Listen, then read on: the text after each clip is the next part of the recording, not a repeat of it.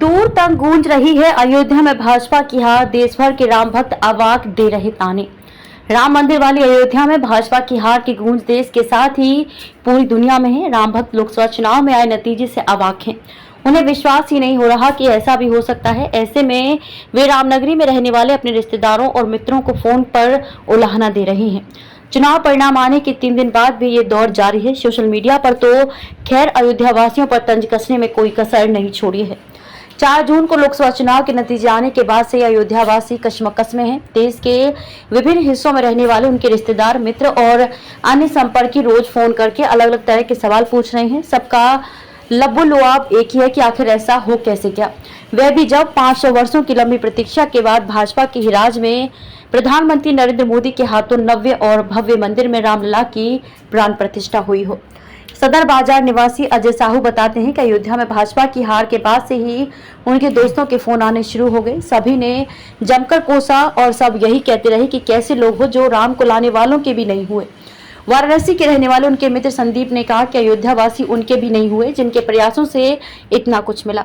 गुस्साए लखनऊ के मनीष अरोड़ा ने कहा कि इस नतीजे से पूरे देश के राम भक्त शर्मिंदा हैं। इसी तरह कंधारी बाजार की सुप्रिया ने बताया कि वाराणसी से उनके ससुर का फोन आया। सबसे पहले पूछा ऐसा कैसे हो गया, इसके बाद फिर खुद ही बोले तुम लोगों ने बहुत निराश किया। कानपुर की रहने वाली बचपन की सहेली पूनम ग्रोवर ने उनसे कहा कि यार सोचा था राम मंदिर बनने के बाद अयोध्या में इतना विकास हुआ, सौगातें मिली, चुनाव नतीजे में इसकी झलक रिकॉर्ड अंतर से भाजपा की जीत से दिखेगी, लेकिन ये तो उल्टा ही हो गया।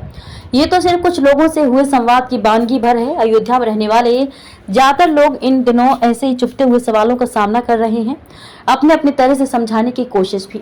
सोशल मीडिया पर भी नहीं थम रही जुबानी जंग। अयोध्या में भाजपा की हार को लेकर सोशल मीडिया पर शुरू हुई जुबानी जंग भी नहीं थम रही। कोई वीडियो और रील डालकर तो कोई संदेशों के माध्यम से अयोध्या वासियों पर कटाक्ष कर रहा है। एक खेमा लानत मलानत कर रहा है तो दूसरी तरफ का मोर्चा संभालने वाले इस पर सफाई देते हुए अपने बचाव में तर्क दे रहे हैं। उदाहरण के तौर पर एक संत का वीडियो पिछले 2 दिनों से वायरल हो रहा है। इसमें वे रोते हुए कहते दिख रहे हैं कि पूरे भारत में भाजपा हार जाती तो कोई बात नहीं थी, अयोध्या जीती तो पूरी दुनिया जय श्री राम कहती। आज लग रहा है कि अयोध्या वासियों ने फिर से वो त्रेता लौटा दिया जब मां सीता और प्रभु श्री राम को 14 वर्ष का वनवास कर दिया गया था। दर्शन पूजन के लिए पहुंच रहे श्रद्धालु भी पूछ रहे सवाल।